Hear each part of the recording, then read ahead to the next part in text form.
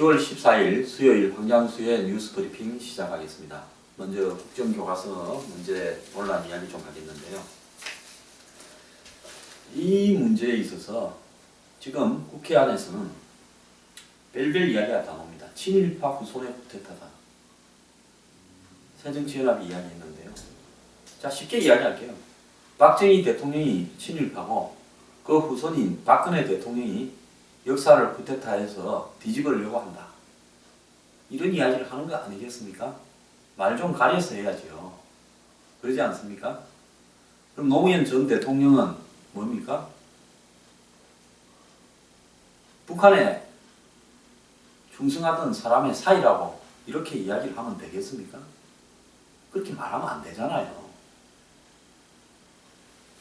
그래서 말은 항상 품격 있게 해야 되고 상식적으로 해야 됩니다. 사람은 다 인생에 아무리 훌륭한 사람도 공과가가 처음 다시 해야 돼요? 다시 하시는 예. 다시 하시는 거예요. 다시 하는 조금만.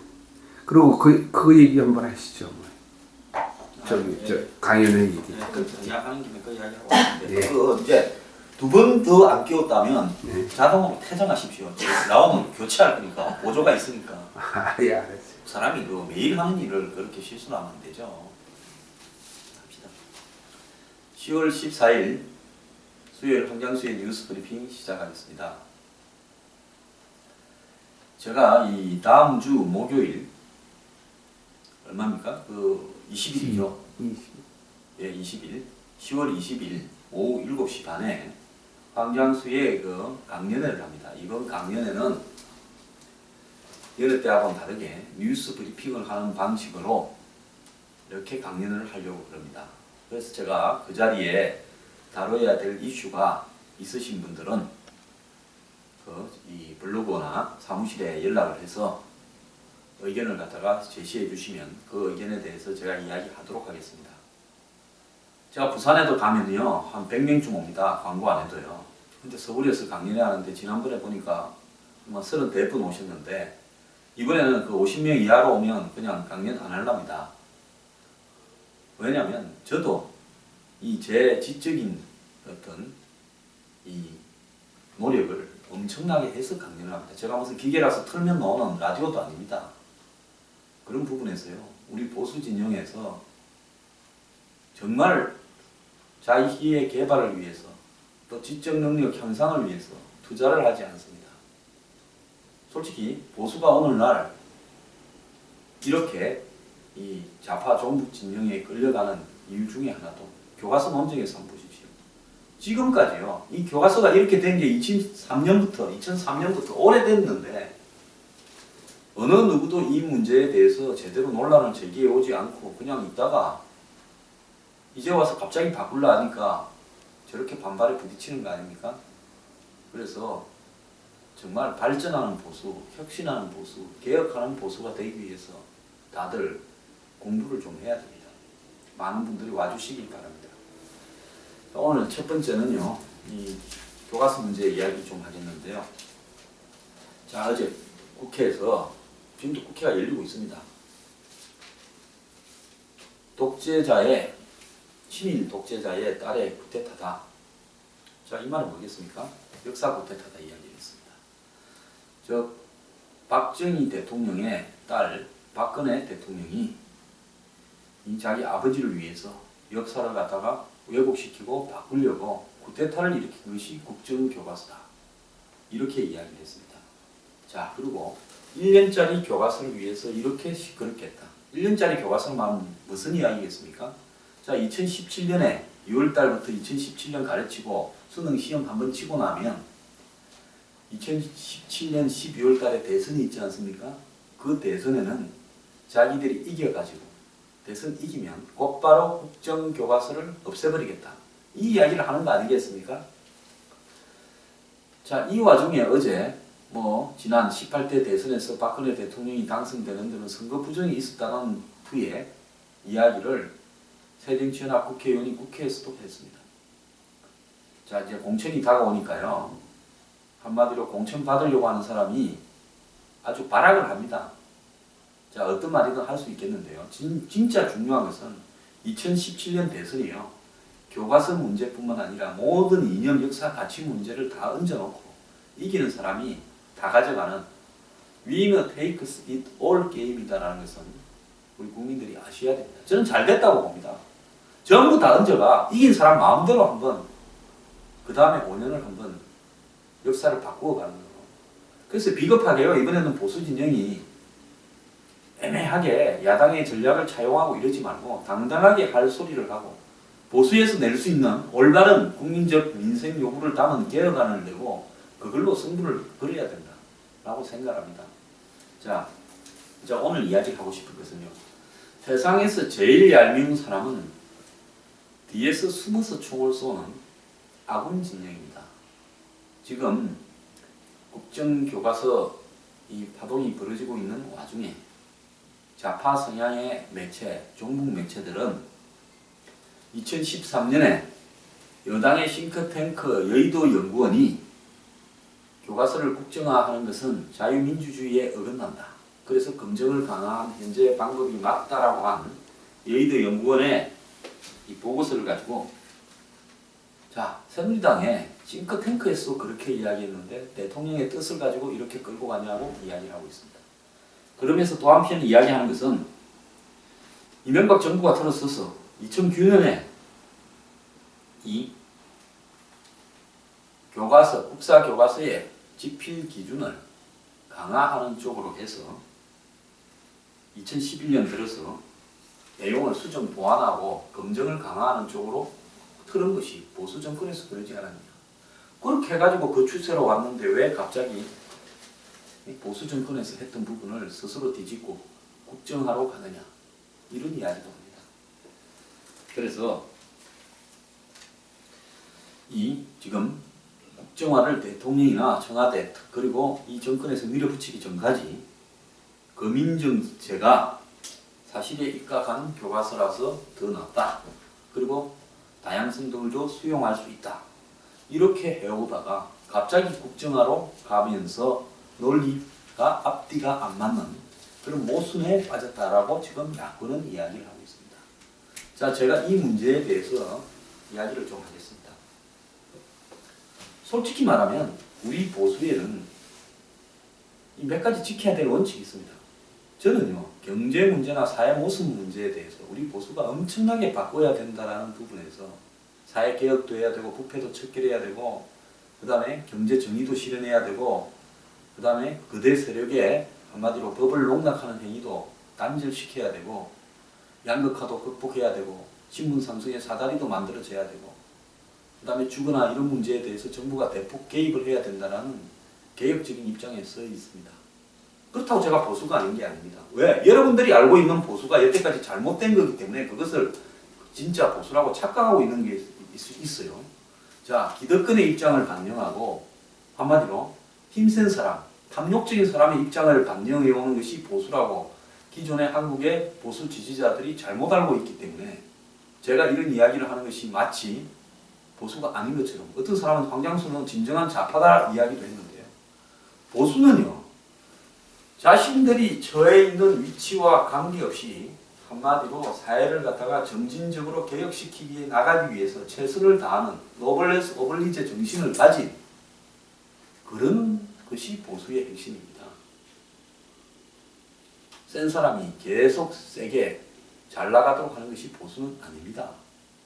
센 사람은 위에 있는 사람이 노블레스 할수록 사회적 의무를 지키면서 사회를 개혁시키기 위해서 더 노력하는 것이 보수입니다. 그런데 한국에는 상류 기득권층들이 자신들에게 주어진 사회적 의무를 지키면서 사회를 개혁시키려고 노력을 안 했지 않습니까? 저는 그걸 하자는 겁니다. 그런 문제에서는 제가 비판적이지만은 그 사회에서 보수로서 지켜야 될 원칙이 있습니다. 자, 교과서 문제, 이건 원칙입니다. 북한을 대응해서 우리의 안보를 지켜야 되는 문제, 원칙입니다. 미국 등 헬명과 동맹과 함께 우리가 굳건하게 외교 안보적으로 서로 간에 우위와 신뢰를 다져가는 것, 이것도 원칙입니다. 자, 사드 배치 이런 문제도 그런 원칙하에서 처리해야 되고 일본과의 관계도 그런 원칙하에서 처리해야 되고 중국과의 관계도 그런 원칙을 고려하면서 실용적으로 움직여 가야 된다는 것이 제 생각입니다. 제가 이런 문제에서 단 한 번도 보수의 이념 그리고 안보 이런 어떤 가치들을 갖다가 버린 적이 없습니다. 그렇기 때문에 새누리당이 한마디로 저는 여태까지 양아치 짓을 굉장히 많이 했습니다. 우리가요 깡패를 이야기할 때 그래도 한량 건달이라 이야기하는 것과 양아치라고 이야기하는 부분에는 차이점이 있습니다. 깡패도 추구하는 목적이 있는 겁니다. 그래서 깡패도 없는 사람 손대지 않고 가난한 사람 돈 뜯지 않고 돈이 생기면 골고루 나눠가지고 그리고 깡패나 여자나 약자를 갖다가 패지를 않고 힘을 갖다가 한 무대로 과시하지 않고 문신하고 다니지 않고 이런 것이 한량 건달입니다.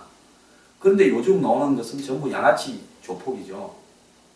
그래서 새누리당이요 보수 정당을 지향해 왔다면 한나라당도 마찬가지고 이런 교과서에 대한 가치, 북한에 대한 가치, 미국 혈명에 대한 가치, 우방에 대한 가치 이런 부분들은요 아무리 세상이 바뀌어도 똑같은 이야기를 해야 되는 겁니다. 자, 교육부 공무원들요 제가 생각을 할 때는 정신 나간 인간들이 다 교육부에 공무원하고 있다고 합니다. 한마디로 모가지 보존 오래오래 정권 바뀌는 때마다 정권의 기조에 따라 가지고 해바라기처럼 좌에서 우까지 이렇게 왔다 갔다 하는 것이 교육부 관료입니다.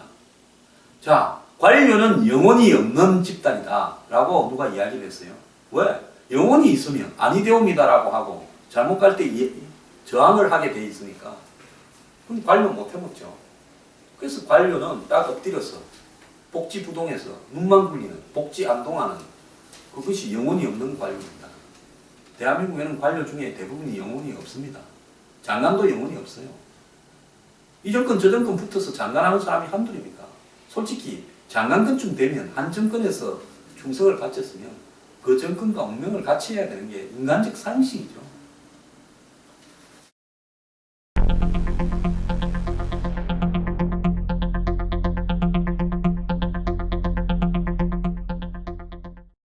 그런데 새누리당이 보수 정당으로서 자신이 지향하는 가치에 대한 조금의 확신도 없는 시류에 따라서 오른쪽 왼쪽으로 왔다 갔다 하면서 왼쪽으로 가는 부분이 마치 개혁적이고 뭔가 스마트하고 젊은 사람에 다가가고 시류에 영합하는 것 같고 멋있어 보여서 그런 짓거리를 해오지 않았습니까?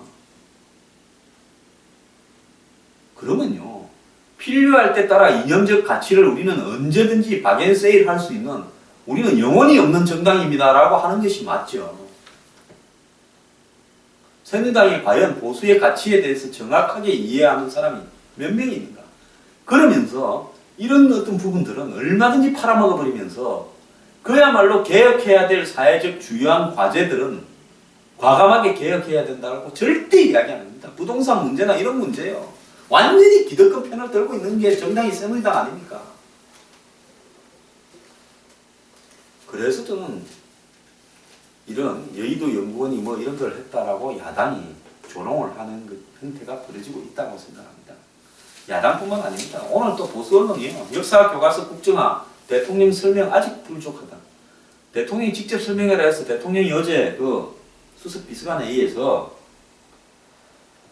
한마디 했지 않습니까? 대한민국 국민으로서 올바른 역사관을 가지고 가치관을 확립해 나라의 미래를 열어가도록 하는 것은 자라나는 세대들에게 우리가 필연적으로 해야 될 사명이다. 대한민국에 대한 확고한 역사관과 자긍심을 심어주는 노력을 우리가 하지 않으면 문화적으로도 역사적으로도 다른 나라의 지배를 받을 수도 있다. 그리고 역사 교육은 정쟁이나 이념 대립으로 국민을 가르고 학생들을 나눠서 안 된다. 정치권이 불필요한 논란으로 국론 분열을 일으키기보다는 올바른 역사 교육 정상화를 이루어 국민 통합의 계기가 될 수 있도록 노력해달라. 이렇게 이야기했으면 대통령 할 말 다 한 겁니다. 뭔 이야기를 대통령이 더 합니까? 자, 보수 언론들이요. 박근혜 정권 임기 내내 이걸 고민하고 이 문제를 밀어붙이지 마라 하는 보수 언론들의 속셈은 뭡니까? 제가 생각을 할 때는요. 궁극적으로 보수 언론들이 여기에 가지고 있는 속셈은 보수 언론들이라고 하지만 다 양다리 걸치고 있습니다. 박주신 문제에 대해서 보수 언론들이 나서서 규명하기보다는 오히려 그쪽 편을 들고 있는 거 아닙니까? 딱 솔직히 이야기해 봅시다. 진실이 규명 안 되도록 도와주고 있는 거 아닙니까? 그런 문제에서 봤을 때 대한민국의 보수 언론들은 한마디로 계속 10년, 100년 해먹는 것이 중요하지. 한국의 메이저 언론으로서 한국의 이념적 가치가 논란이 되면서 붙었을 때 여론적으로 이 자신들이 서야 될 지형이 좁아질까봐 우려하고 있는 겁니다. 만약에 국정교과서를 하는 것이 맞다라고 이쪽에 확실히 서게 되면 자, 신문을 시청률을 호남에서도 얻어야 되고 야권 지지자나 중도 지지층에서도 얻어야 되지 않습니까? 자, 국정교과서 문제에서 보수 언론들이 국정교과서를 해야 된다는 데 서게 되면 그런 지역에서 언론 장사 해먹기가 일단 어려워지지 않겠습니까?